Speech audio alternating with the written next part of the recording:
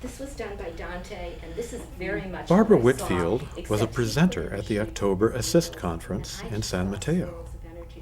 A post-operative near-death experience in 1975 transformed her life from a materially oriented housewife into a spiritually oriented counselor and near-death researcher. She talks about her spiritual journey. Barbara, you've been involved with near-death research for 30 years now, and I understand that you've had a near-death experience yourself. Could you tell us something about it? Yes. I had 5.5 hours of back surgery when I broke a vertebra in my back, and I woke up in a striker frame circle bed, which looks like a hula hoop, or two hula hoops together, and there's a stretcher suspended in it, and I couldn't move. The bed moved me. And 2 days after surgery, I started to die, and they were doing all kinds of things to save me, and I lost consciousness. The whole thing was just so frightening. And the next thing I knew, I woke up out in the hallway, and I looked up and down the hall, and I thought, if they catch me out here, I'm going to get into trouble. I'm supposed to be suspended in that bed. So I turned around and came back into the room and looked down into the circle bed and saw my body. And that didn't bother me at all. I felt totally peaceful. It didn't bother me at all until I started drifting away from my body and moving through something that later, as a researcher, I could call a tunnel. At the time, I had no explanation for any of this because I was an atheist, and I didn't believe you could exist beyond your body. But I was moving through something that turned out to be the shape of a tunnel, and the next thing I knew, my grandmother was there. Now, she had been dead for 14 years, and I had never once believed that anybody existed beyond their death. And my grandmother just put her arms around me like she did when I was a child and pulled me into her chest. And the next thing I knew, we were re-experiencing all 19 years we were on the planet together. She died when I was 19. And I wasn't just experiencing these memories through my eyes or my heart. I could feel her too. I experienced everything she experienced, and I have a feeling that she experienced everything I did about the love we shared for each other. And I started moving away from her, but she told me, not with her mouth, but heart to heart, that she would always be there waiting for me. And then I was back, and it happened again a week later while suspended in the bed.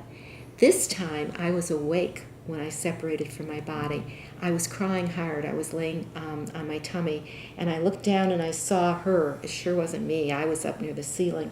I looked down and I saw her crying in a bubble. And then I looked out into the space and I saw myself at about a year old crying just as hard in a bubble. And after looking back and forth about 3 times, I decided to go to the baby, that I didn't want to be her anymore. And as soon as I did that, it was like I let go of this lifetime. I felt this energy could just wrap itself around me and move into me and become me.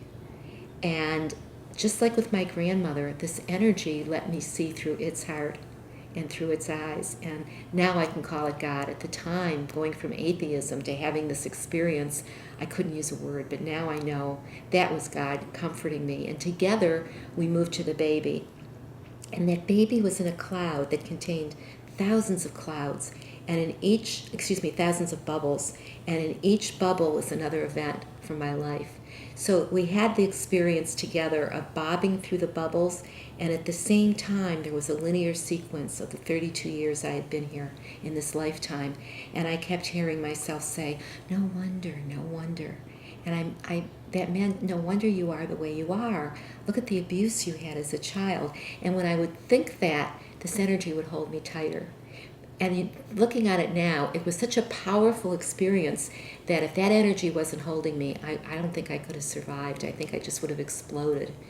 And together, what we re-experienced too was that my mother, who was the one that was very crazy and tormenting me, abusing me, I could feel and see and hear somehow all the abuse that she had had as a child. So there was like instant forgiveness because there was instant understanding. And then I was back here in this reality, and it's taken me 37 years to figure out and to integrate all of this wonderful stuff that happened to me in that experience. How did you perceive your grandmother when you had this near-death experience? What did she look like? How did you know it was her? You know, I can't even remember seeing her. It was the feeling, the bodily feeling of this energy grabbing me and holding me. And as I moved into her, she always had a big bosom. And I knew that bosom. I knew that heart. I knew that love. And then it just spontaneously became our memories of each other. So I know it was my grandmother. Do you have any idea why you experienced the abuse that you did? Why did you experience that in this lifetime? Well, I'm not sure. It was something obviously between me and my mother.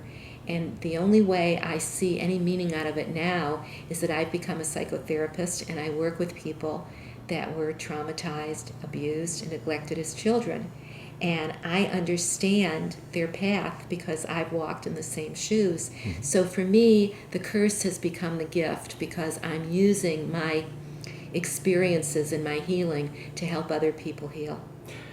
You said you were an atheist before this experience. Well, now that you have some sense of God, how would you give us some idea about the quality of life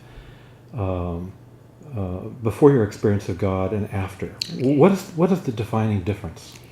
Well, before the experience, what I had done has become very bitter and dried up because of the abuse. And I wasn't living authentically. I was living from a false self or an inflated ego. And my God was materialism.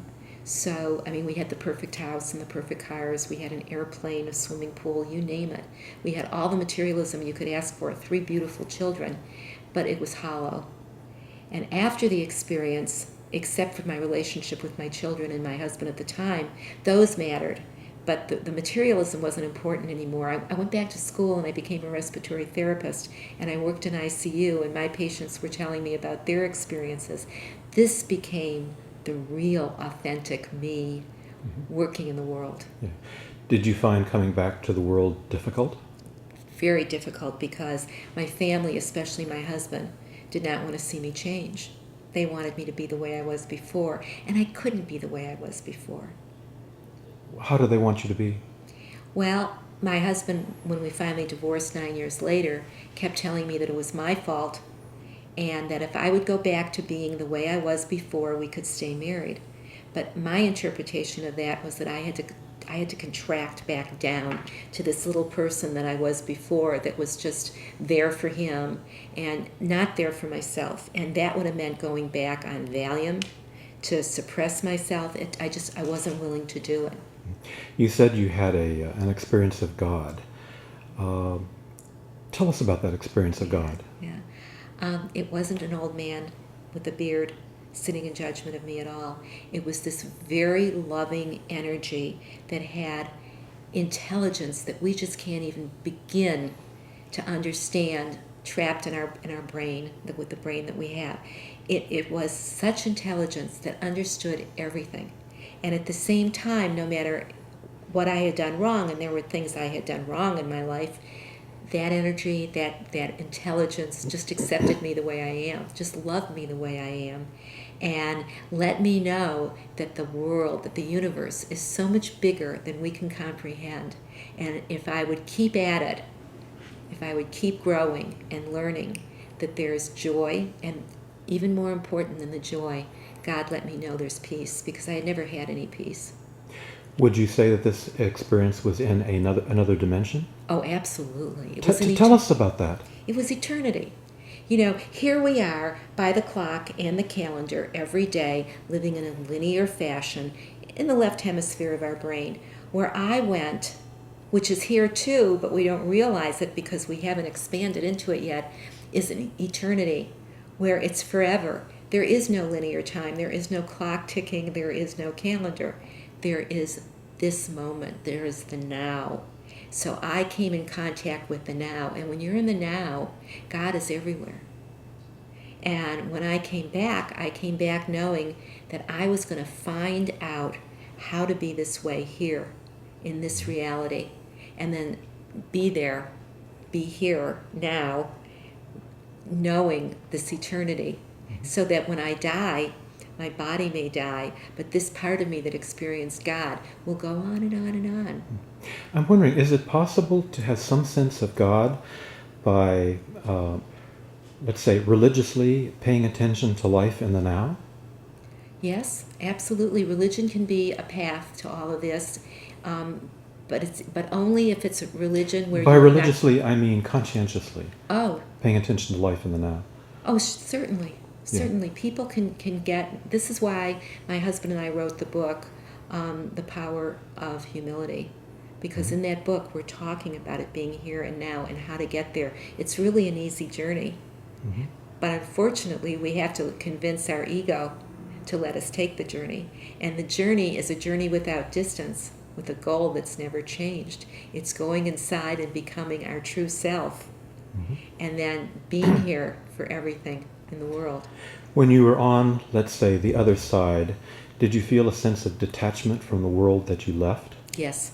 And a lot of us talk about this. I found that in the research, that we feel guilty when we come back, because once we were over there, we really didn't want to come back. So when we do come back, we feel bad because here's all these people that love us, and we were willing to stay there, not come back. So there's really a conflict when we come back. And the other thing is, why are we back? We weren't given a choice. And even if we were given a choice, a lot of us chose to stay, and yet we were still sent back. Mm-hmm. So there's a sense of guilt involved in this? There was for a lot of us, and that's what some of our support group is about, is working through the guilt of wanting to stay and coming back. Do you feel attached to anything here on this side? I feel attached to the people I love. Uh-huh. And and the people I love are many. Let's put it that way. I mean, there are different relationships, but it's really all about love. And once you love somebody and there's no baggage, once you can just love them and they can love you with no baggage, that's God. That's God in action. That's what God let me feel. Right. Did you have a sense of mission or purpose when you came back? Absolutely. And I didn't know what that was, but I knew it was there. There was a sense of mission. So the first thing I did was go back to school so that I could help other people that were in ICU. Question, why is God equated with light? Because God is light. There's such intelligence in light. That first part of my experience where I told you I went into the tunnel, I could see this energy churning in darkness, and out of the darkness was coming light, and the light was moving down ahead of me and forming what people call the light. And for me, that churning energy that was separating light from the darkness was the Holy Spirit. So here was Spirit bringing the light out of the darkness. And every time, now I'm getting into the metaphor, every time we find light in darkness, we find truth, we find love in dark places like our shadow. That's God in action. So God is light. Mm-hmm. I understand you knew Kenneth Ring, the great near-death researcher. Yeah. Could you talk to us about your association with him? Yeah, I met Ken at a conference in Florida, and he asked me to get up and give my near-death experience. And it was 7 years after my NDE, and I had never talked about it, and I talked about it in front of a group. And then he asked me to read up on something he called Kundalini, which I had never heard of before, and to let him know what I thought. So I did, and he invited me up to University of Connecticut, and I went, and he interviewed me for Heading Toward Omega, and I'm one of the key subjects in that book. And after that, he invited me to come to board meetings for the International Association for Near-Death Studies, and I became the first woman on the board and the second NDE, or near-death experiencer. And then after that, Bruce Grayson came to the University of Connecticut. He's the MD that was the head of research for IONS, and I became his research assistant. So Ken and Bruce and I did a lot of research together for about 6 years. Mm-hmm. And what was that like?